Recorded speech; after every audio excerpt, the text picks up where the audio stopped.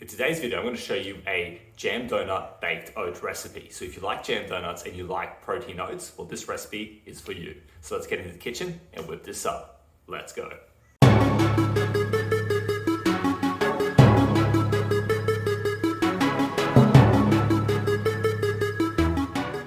Hi, I'm Aleksa, climate dietitian, sports dietitian, and nutrition coach. Welcome again to one of my recipe videos. Now, before we get into today's recipe though, do remember to subscribe and ring that bell so you can stay in the loop.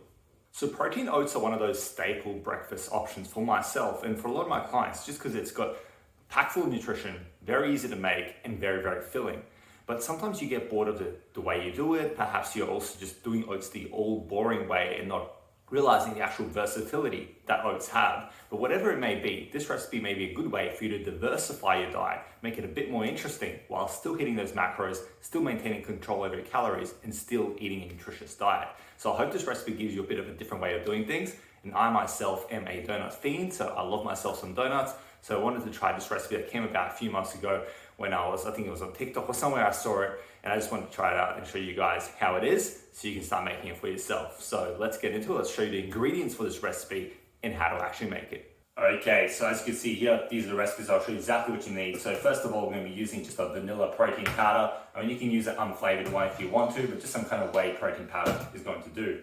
But for the bulk of this recipe, okay, this is an extra one that I added in. The actual recipe that came across my feed didn't include the protein powder. Okay, so we're going to add the protein powder, see how we go. But the main part of it is oats. Okay, we're going to put some oats, I'm just using some quick oats here. Doesn't really matter, it's all the same stuff. Bit of milk, okay, skim milk for some lower calories. We're going to be using some apple sauce, okay, or pureed apple, or whatever you want to call it. Okay, and then we're also going to be using some strawberries. Now you can use fresh, you can use frozen, doesn't really matter because I'll be showing you what to do with it soon. But yeah, just some strawberries for that jam, okay, the jam aspect of today's jam donut protein oats. Also going to be using a little bit of bicarb soda, okay, as well as some vanilla extract. Then for the top, before we actually bake this recipe, we're going to be combining a bit of stevia or some kind of alternative sweetener, whatever you want to use, and some cinnamon to create like that cinnamon sugar on top of the donut. You know how when you eat like a donut, you'd have that. So that's what's going to be used to replicate that flavor. So as you can see there, these are the ingredients, nice and simple. And yeah, let's go into it. Let's go show you exactly how to make this. Okay, so what we're going to be using today is my Ninja blender. Okay, that's what we're going to do to blend this up and create the actual batter, for lack of a better word. So the first thing we'll do, obviously, get our blender thing on our scale. Zero it out, as always. Don't forget to do that. Always double check. Okay, it's burnt me in the past. So first we go half a cup of oats. It should be about 50 grams.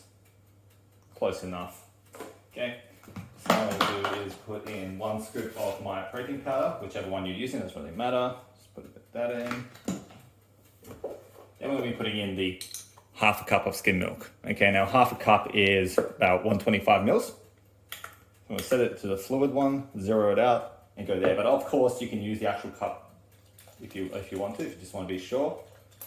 Just got to be careful with this. With fluid, you always got to be careful because it goes up very quickly. There we go, perfect. Perfect. Now we have put a quarter of a cup of the apple sauce in, or pureed apple, whatever you want to call it. So we'll zero it back up to the normal grams. That's about 63 grams. Could use a spoon for this, but whatever. Almost there. There we go.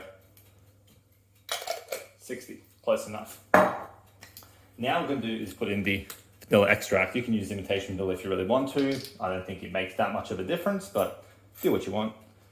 Just put half a teaspoon, okay? Half a teaspoon of that in. Okay.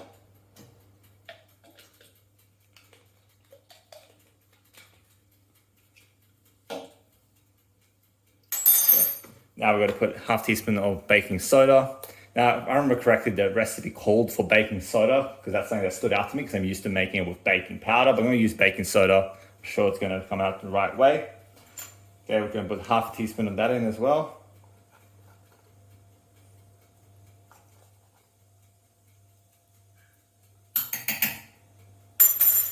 Okay. And that is the main part done.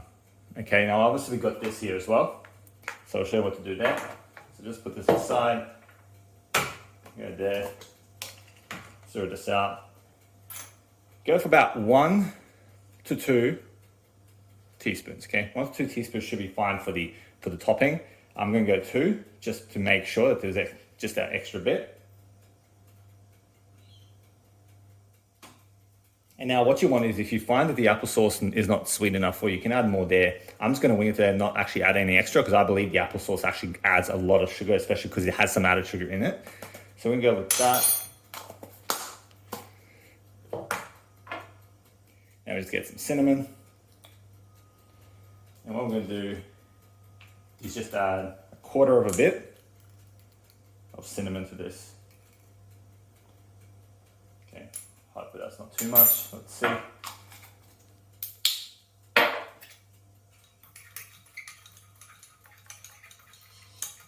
Nah, that looks pretty okay to me. There you go. Okay, so that's what we're going to drizzle on top before we actually bake the oats, but that's for later. For now, what we're going to do is blend this up. Okay, here we are at our Ninja blender. Oh, it's a bit thicker than I expected. Maybe just shake it a bit so it goes down, okay? I left it there for a bit, so what we'll do now, nice and simple. Okay, we just put it onto blend mode.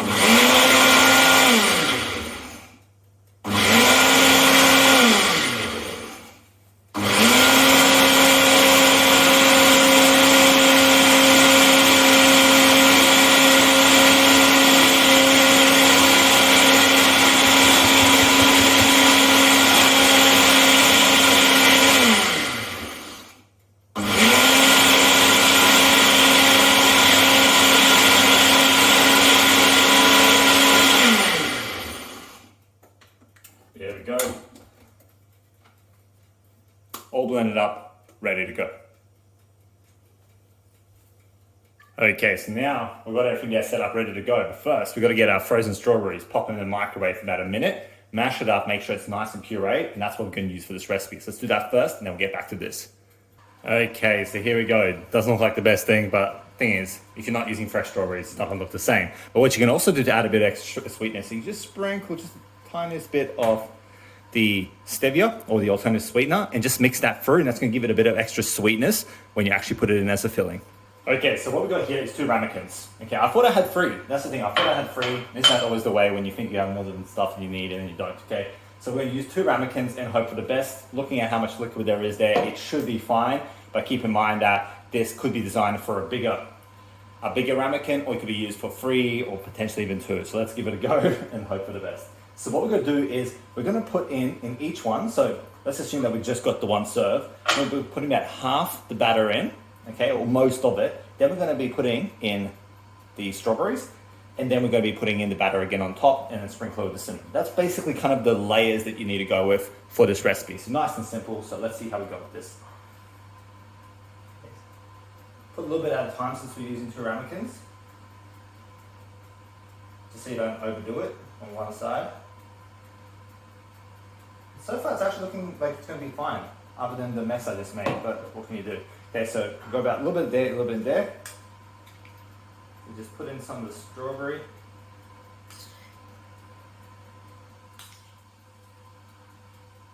Like that.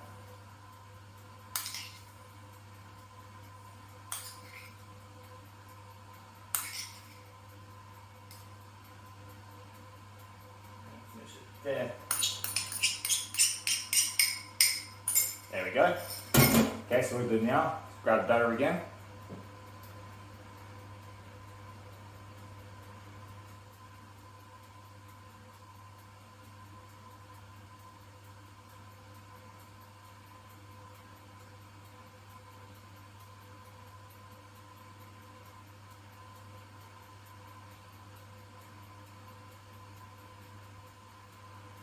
Okay. There we go. Okay, so we got 2 ramekins full of the stuff. So what we're going to do now is sprinkle on the cinnamon. Okay, it's nice and simple.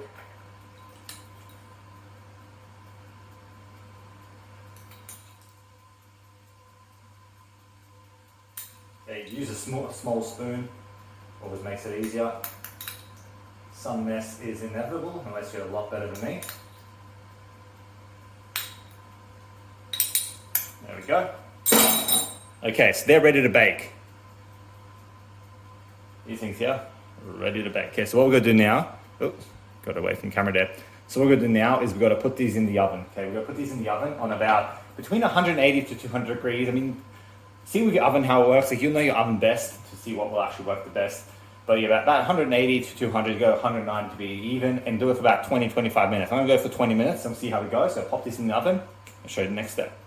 Okay, so we just have the oven all preheated. Just open it up.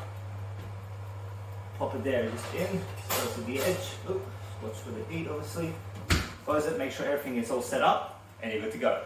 20 minutes later. Okay, here we go. Again, the completed product. It didn't look like what I expected it to look like, and just before I took it out, you should have seen the peak when it was like a mountain.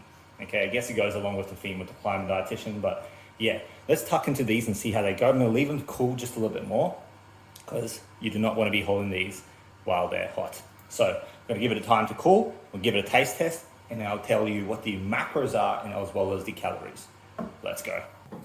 Okay, so I've let these cool a little bit. So what we're going to do now is give it a taste test, and then I'm going to tell you exactly what you need to know when it comes to nutrition. Now, first of all, like a bit of a disclaimer. So as you can see from the actual top, I mean, they don't look too bad once you leave it a bit to cool off, but the top looked a little bit more kind of burnt than I wanted it to be. So with your temperature, I have a fan forced oven, so I should probably went the 180 versus the 190. So just kind of play around with it, maybe start with the 180 and see how you go with that. But yeah, I guess 200 if it's not fan forced, 180 if it's fan forced, and that should serve you fine. Okay, so that's a bit of a my bad. So let's just hope it tastes good. So let's all tuck in. Let's try this one here. Okay, let's try the crust first. Okay, the top of it. That actually tastes pretty good.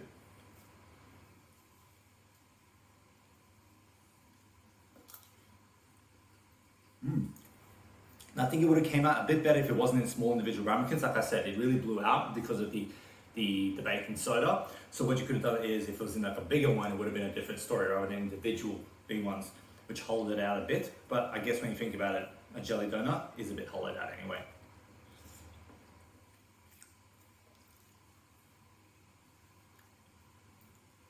Okay. Once you get to the actual surface, like where all the berries are, like I said, it holds out a bit too much for my liking. So for yourself, lower temperature, and then using a bigger ramekin for the whole recipe will probably be a better off option than just using individual ramekins, unless you obviously fill it up a bit less than it needed to be. So I probably filled it up just a bit too more. Like I said, I was hoping to have 3 ramekins, but I only had 2, so I had to make do with what I had, because I didn't have like a medium-sized ramekin. But overall, when you actually get to the filling, tastes good. Okay, so definitely saying to give it a go and see what you think. And this actually, in fact, would be my breakfast, so that's awesome that we're doing this. I don't think you can see it there. So it's still a bit too hot, so I don't want to hold it up. But as you can see, it's a bit more hollow than I expected it to be. But still, like the crust in that still tastes good. Like I said, just less temperature, so 180. And just preferably use a bigger ramekin or something like that, you'd be fine. You see, once you actually get to the actual inside, it's still pretty good. So I'll finish that in a second. Let's now show you the macros and the calories. Okay, so for the whole batch, whether you cook it with the multiple ramekins or one big one, doesn't really matter. For the whole kind of batch, it's going to give you about 450 calories, okay, roughly speaking. So pretty decent considering it's a filling breakfast option. Okay, in terms of protein, it's going to give you about 37 grams of protein, so a big hit of protein, no problem there at all. Fats is going to give you about 8 grams of fats, so not too bad, and about 55 grams of carbs. So you could even use this as a post-workout meal. It hits all the targets for the protein and the carbohydrates, and it's nice and filling. It's got whole food ingredients, so it's all good to go from there. So yeah, 450 calories, about 37 grams of protein, 55 grams of carbs, and 8 grams of fat. So not too bad, pretty macro friendly in my eyes. And you know, it's gonna be quite filling once I finish all this up. So now what I want you to do is try it out yourself. Okay, I want you to actually create this recipe, post it up on Instagram or Facebook, and tag me at the Climate Dietitian. I want to see how you go. See if you have better luck in terms of how it turns out inside than what I did. And of course, if you like today's recipe, let me know in the comments below. If you like these kind of different varieties of typical classic recipes such as protein oats and that sort of stuff, let me know in the comments below. Hit the like button, of course. If you like what you've saw today, hit the like button, and I'll see you next time. Have a good one. Bye.